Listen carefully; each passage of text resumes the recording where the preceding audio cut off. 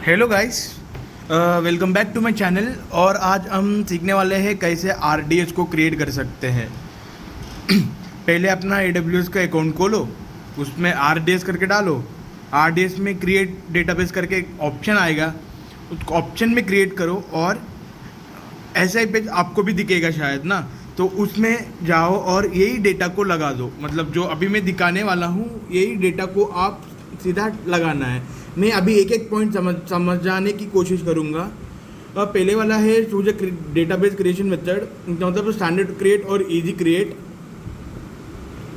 वो दोनों में डिफरेंस क्या है पता है क्या गाइस? दोनों में डिफरेंस ये है कि स्टैंडर्ड क्रिएट में आपको सिक्योरिटी, बैकअप, मेंटेनेंस, अवेलेबिलिटी सब मिल जाएगा, और स्टैंडर्ड क्रिएट में ऐसा सीन है कि हम अपना खुद का अच्छे कॉन्फ़िगरेशन लगा सकते हैं। वैसे इजी क्रिएट में ऐसा है कि ऑलरेडी प्रीसेट वैल्यू होते हैं और तुम लोग उस प्रीसेट वैल्यू को लगा सकते हो सीधा। अगर तुम लोग को डेटाबेस के बारे में कुछ पता ही ना हो तो ये लगा सकते हैं। इंजन ऑप्शन वो डिपेंड करेगा आपके क्या। अरोरा मतलब वो AWS का एक डेटाबेस, प्रोप्राइटरी डेटाबेस बोल सकते हैं, ये अलग है। और इस वीडियो में तो हम MySQL यूज़ करने वाले हैं, और एडिशन वाले में तो MySQL कम्युनिटी।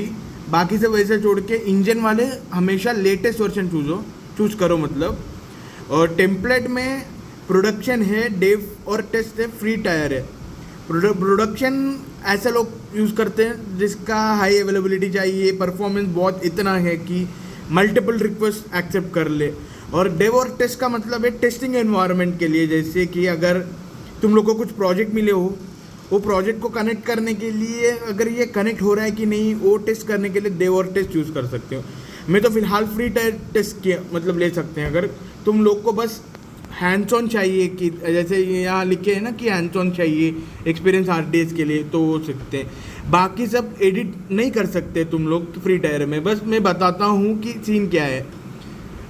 डिप्लॉयमेंट में 3 प्रकार के चीज़ होते हैं: single dB instance, multi dB instance, multi dB cluster. ये दोनों में ज़्यादा फ़र्क है, पर ये ऐसा सीन है। सिंगल डीबी मतलब तुम लोग एक ही डीबी मतलब डेटाबेस को इनिशियलाइज कर सकते हो, और मल्टी एजेड मतलब वो डिजास्टर रिकवरी के लिए जो हम यूज़ करते हैं ना, वो यहाँ यूज़ नहीं कर सकते। और बाकी दोनों में डिफरेंस क्या है? मल्टी डीबी इंस्टेंस, ये वाला जो मैं दिखा रहा हूँ, ये क्रिएट करेगा dB instance, stand by instance in a different availability zone. मतलब तुम्हारा डेटाबेस क्रिएट होगा। अभी मैं फ्रैंकफर्ट में हूँ ना, अभी मैं हूँ फ्रैंकफर्ट, पर डेटाबेस रीड रेप्लिका जानते हो ना, कि database stand by database, stand by database दूसरा डेटाबेस। अगर तुम्हारा पहला मेन डेटाबेस फेल हो गया तो क्या करेगा? मैं अभी एक फ्लो चार्ट के अकॉर्डिंग आपको समझाने की कोशिश करूंगा। देखो गाइस, यहाँ देख सकते हैं कि डेटाबेस इंस्टेंस ना क्या करेगा कि एक स्नैपशॉट, डेटाबेस का स्नैपशॉट रिकॉर्ड करेगा। इंटरनल रेप्लिकेशन है, और वो जो करेगा कि रेस्टोर इनटू स्टैंडर्ड डेटाबेस, मतलब स्टैंड बाय डेटाबेस के अकॉर्डिंग रेस्टोर कर देगा, और अपना मेन डेटाबेस से सिंक्रोनाइज रेप्लिकेशन चालू होगा। सिंक्रोनाइज रेप्लिकेशन माने कि हम सिंक्रोनसली तुम्हारा डेटा को रेप्लिकेट कर सकते हैं स्टैंडर्ड डेटाबेस, मतलब स्टैंड बाय डेटाबेस। और ये स्टैंड बाय डेटाबेस जो बनी है ना, इसका मल्टीपल अवेलेबिलिटी जोन का सेटअप कर सकते हैं डिजास्टर रिकवरी के लिए। और अभी हम आगे आते हैं सेटिंग्स में। जैसे तुम लोग यहाँ पे नाम लगा सकते हो, एडमिन में पासवर्ड। मैं तो पासवर्ड अपना खुद का पासवर्ड लगा दिया हूँ, ये दिखाने की कोई ज़रूरत नहीं है।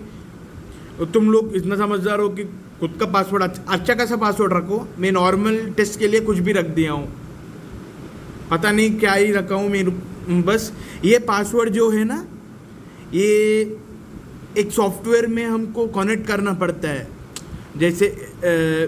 जैसे अगर तुम लोग को 2 ऑप्शन है। अगर तुम EC2 से कर सकते हो, या SQL इलेक्ट्रॉन करके एक सॉफ्टवेयर होता है, प्रोप्राइटरी सॉफ्टवेयर होता है अलग से, उससे कनेक्ट कर सकते हो।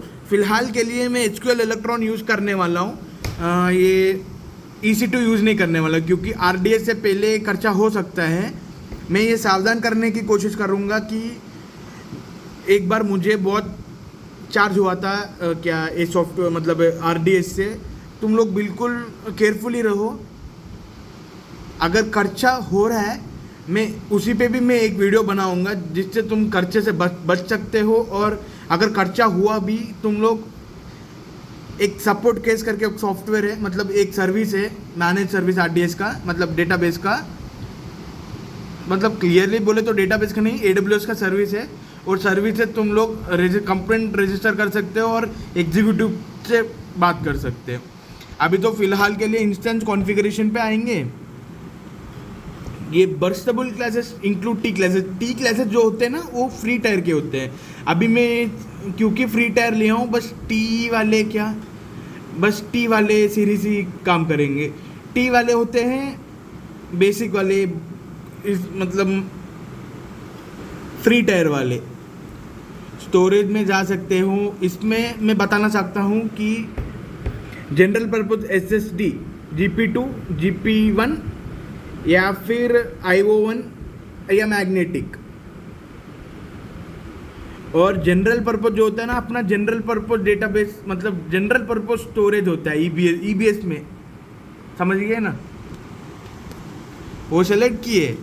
स्टोरेज ऑटो स्केलिंग को ऑन करो।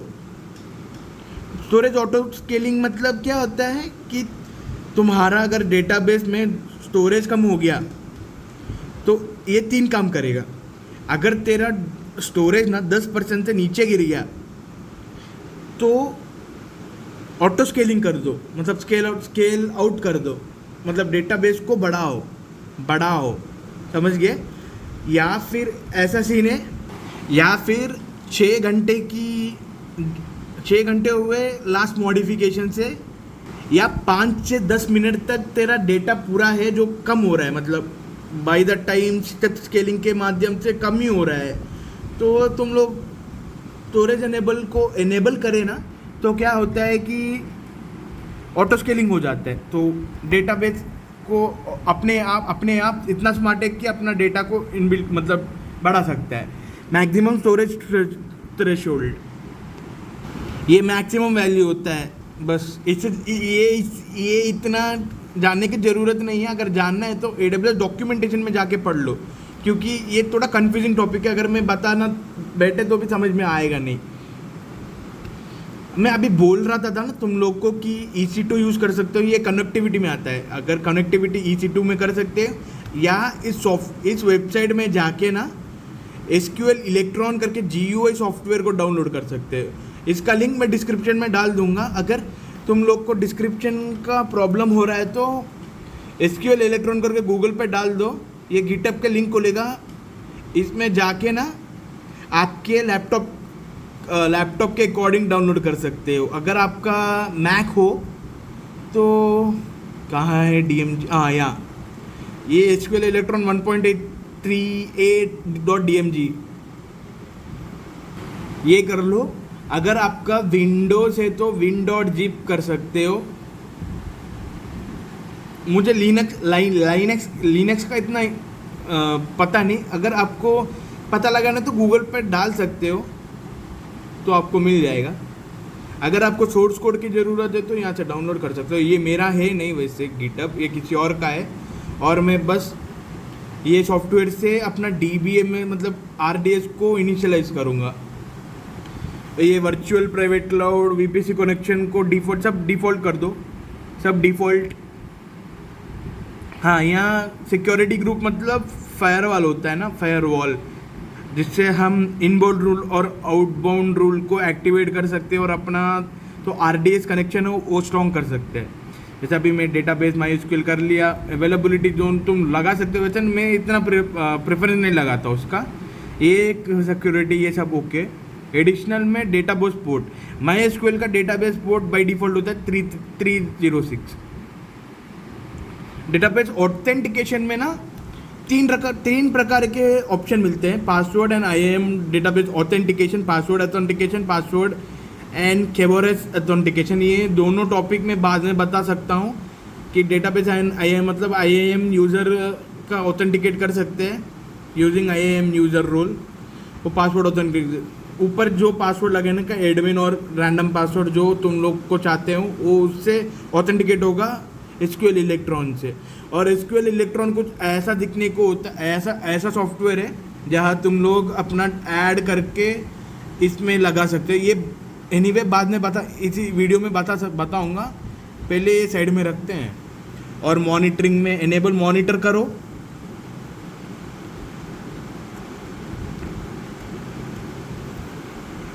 ये जो एनेबल एनहांस मॉनिटरिंग है, इसमें अगर हम ग्रैनुअलिटी मतलब टेस्टिंग होता है बेसिकली, वो मॉनिटरिंग को डिफ़ॉल्ट कर दो। हाँ बस एडिशनल कॉन्फ़िगरेशन में ना माई डेटाबेस ये सब ऐसे रख दो। Enable automated backup, basically creates a point time snapshot.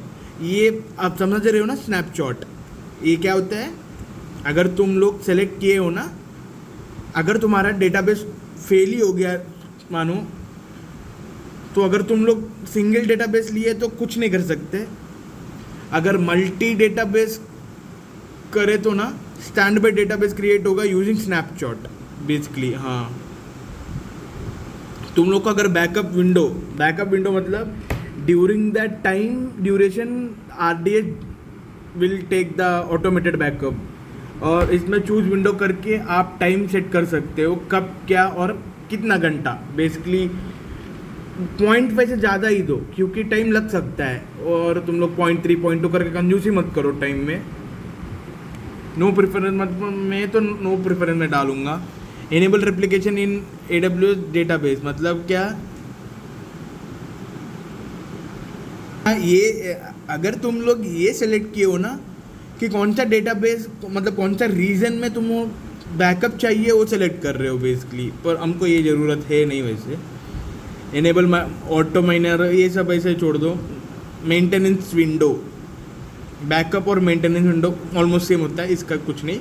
ये एस्टिमेटेड मंथली कॉस्ट होता है ना, जो अभी हम फ्री टायर यूज़ कर रहे तो ज़्यादा दिखता नहीं है। अगर तुम लोग फ्री टायर ना ही हो, मतलब फ्री टायर में ना हो, तुम लोग को इधर चार्ज दिखता है। मतलब बेसिकली $17 से $20 के बीच में रहता है जनरली, उतना ही कॉस्ट रहता है उसका। अभी हम क्रिएट डेटाबेस पे क्लिक कर रहे हैं।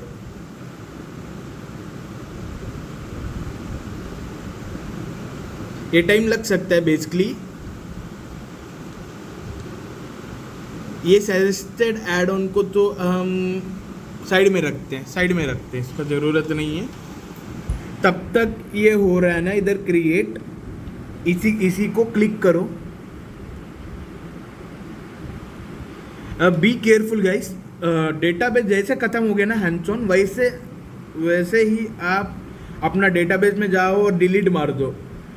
बहुत जगह डिलीट मारना रहता है, ये बहुत लोचा है उसमें, क्योंकि अगर आप डिलीट बटन प्रेस करना भूल गए, मानो तुम्हारा अकाउंट पूरा ज़ीरो बैलेंस हो जाएगा, क्योंकि ये बहुत खर्चा करवाएगा। पर ये इतना इम्पोर्टेंट चीज़ है, सीखने में बहुत इम्पोर्टेंट चीज़ है। अभी हम आएंगे इस एप्लीकेशन में होता क्या है बेसिकली। अभी तो नो रिजल्ट दिखा रही है ना, ऐड पर क्लिक करें ना, सर्वर इंफॉर्मेशन करके माने क्या होता है, नाम में तुम एडमिन मतलब जो एडमिन का वो यूज़र नेम दिया है वो, डेटाबेस टाइप मतलब MySQL या मरिया डेटाबेस या PostgreSQL। इसमें तो हम अभी MySQL सेलेक्ट किए थे। पोर्ट वाला तो देखो गाइस ऑटोमेटिकली सेलेक्ट हो गया। होस्ट वाला जो होता है ना, देखते हैं ना, तो यहाँ पे अगर तुम्हारे क्रिएट हो गया तो एंड पॉइंट करके क्रिएट होगा। जब एंड पॉइंट क्रिएट हो गया ना, वो वहाँ पे लगाना रहता है, सर्वर एड्रेस में हो और user name. So basically user name में एडमिन, पासवर्ड में अपना पासवर्ड, ये बेसिकली इनिशियल डेटाबेस की पेज इनिशियल स्कीमा, ये सब बाद में छोड़ सकते हैं। ये बाद में बताऊंगा, मैं क्लियरली बताऊंगा, पर अभी के लिए पहले क्रिएट करवाने दो, बाद में देखते हैं। ये कनेक्शन टेस्ट सक्सेसफुली आ गया। इसका मतलब है क्या, अभी हम एक नाम दे देंगे RDS डेमो MySQL। ये एंड पॉइंट है जो तुम लोग को डेटाबेस के अंदर मिल जाएगा। ये 3306 पोर्ट बाय डिफ़ॉल्ट होता है। ये एडमिन तो क्रेडेंशियल्स है, ये पासवर्ड मैं अभी शो नहीं कर सकता, ये मतलब ये सीक्रेट होता है, क्योंकि अगर आपका पासवर्ड पता चल गया आपके साथ पता नहीं क्या क्या हो सकता है। और ऊपर से याद रख के ये चीज़ करो कि अगर आप ऑफिस में हो तो ऑफिस का वाईफाई से कनेक्ट मत करो, अभी मोबाइल डेटा से कनेक्ट करो, क्योंकि by default AWS VPN use करते टाइम पे डिसेबल हो जाता है, वो काम नहीं करता है। अभी टेस्ट करके क्लिक कर सकते हैं, मेरा तो हो गया, मैं सेव के बटन पे क्लिक कर दूंगा, हो गया ना। कनेक्ट करके क्लिक करो, क्रिएटिंग डेटाबेस आ गया। अभी असली खेल यहाँ शुरू होगा। आपको SQL का बेसिक नॉलेज तो होगा ना। बेसिकली एक क्वेरी लिखने की ट्राई कर रहा हूँ मैं, लैपटॉप का कीबोर्ड है, मैं क्या एक क्वेरी लिख के आपको बताऊँ।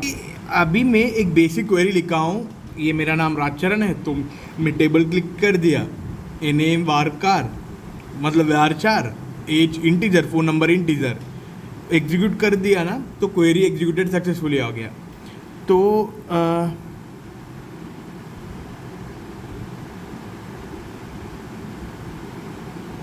एक टेबल आ गया, इधर मेरा नाम से दिख रहा है, एक क्लिक करो, बस डेटाबेस आ गया ना, मेरा नाम दिख रहा है इधर, मतलब अभी सेलेक्ट करके अपना अगला क्वेरी चलाएंगे जिसमें हम अपना इनपुट डालेंगे यूजिंग इंसर्ट स्टेटमेंट। अभी मैं एक मतलब इंसर्ट स्टेटमेंट के अकॉर्डिंग एक SQL क्वेरी लिखा हूँ ना, ये एग्जीक्यूट किया हूँ, सक्सेसफुली इफेक्टेड 1 रो आ रहा है।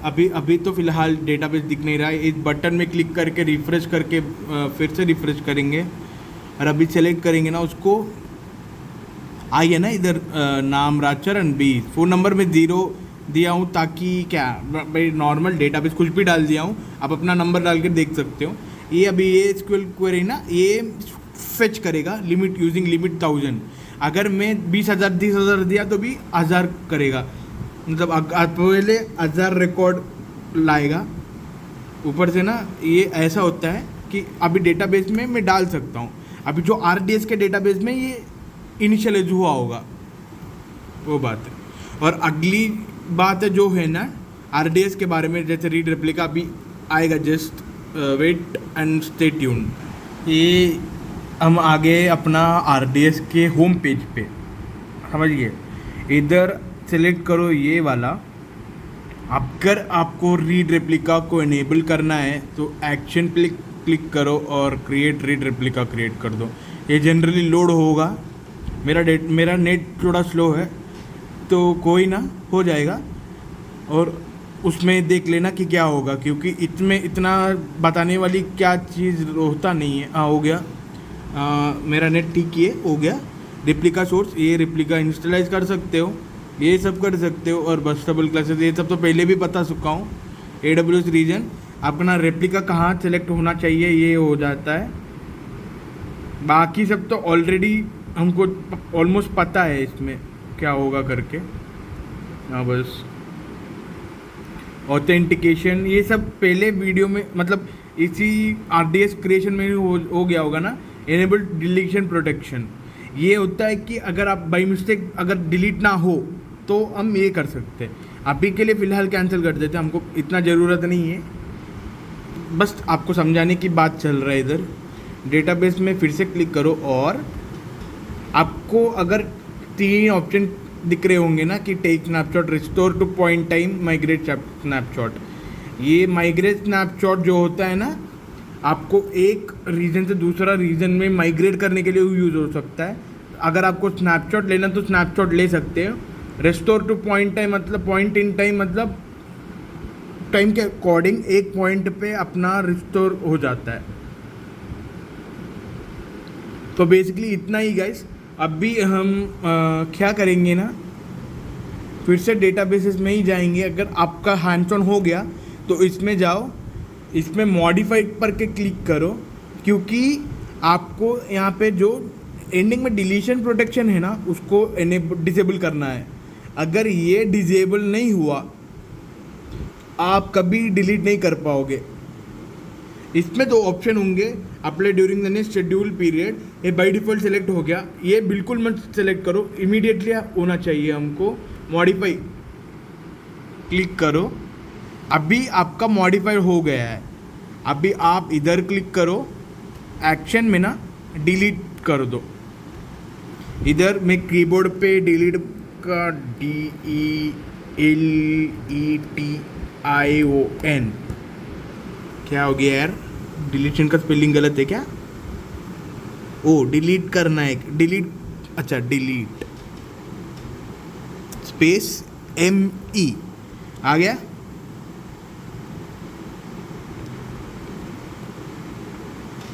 अभी इधर आपको ऑप्शन दिखता होगा कि create final snapshot, determine whether final snapshot DB is created before. Okay, आप बाय डिफ़ॉल्ट कर दो। तो बेसिकली आगे है, आप क्रिएट फाइनल स्नैपशॉट को डिजेबल कर दो, ये भी क्लिक कर दो, डिलीट मी करके आई एक्नॉलेज पे क्लिक करो। अगर डिलीट का ऑप्शन दिख रहा है क्लिक करो, मोस्टली आपका डिलीटन हो जाएगा। ये थोड़ा टाइम ले सकता है, टिल देन चिल करो। और अपना यूट्यूब चैनल है यार, सब्सक्राइब को करके ही जाओ जाते टाइम पे। अच्छा लगता है क्या ऐसा? सब्सक्राइब नहीं कर रहे हो और देख रहे हो बस वीडियो, लाइक तो कर दो यार, इतना तो मेहनत चल रहा है इधर। और ऊपर से आपको ये भी बात बताना चाहता हूँ कि ये AWS वाले जो होते हैं ना, कि RDS में थोड़ा सावधान रहो कि चार्ज हो सकता है, इसलिए जल्दी जल्दी हैंड्स ऑन करके डिलीट मार दो बेटर। और जो उधर है ना कि SQL इलेक्ट्रॉन, उस पर भी वो क्या निकाल दो कनेक्शन, कुछ फ़ायदा नहीं है क्योंकि डिलीट तो कर रहे हैं, वो टाइम लग सकता है। तब तक रिफ्रेश बटन में 2-3 बार क्लिक करके देख लो, ये डिलीटिंग ही आएगा। बस इतना ही है वीडियो में। Please like share and subscribe करो, लाइक करो, शेयर करो, कमेंट भी करो कि आपको और कुछ चाहिए क्या AWS के अकॉर्डिंग, वो तो मैं देख लूँगा। अगर आपके रिक्वेस्ट के अकॉर्डिंग मैं भी यूट्यूब वीडियो करूँगा ना। ठीक है गाइस, मिलते हैं ना।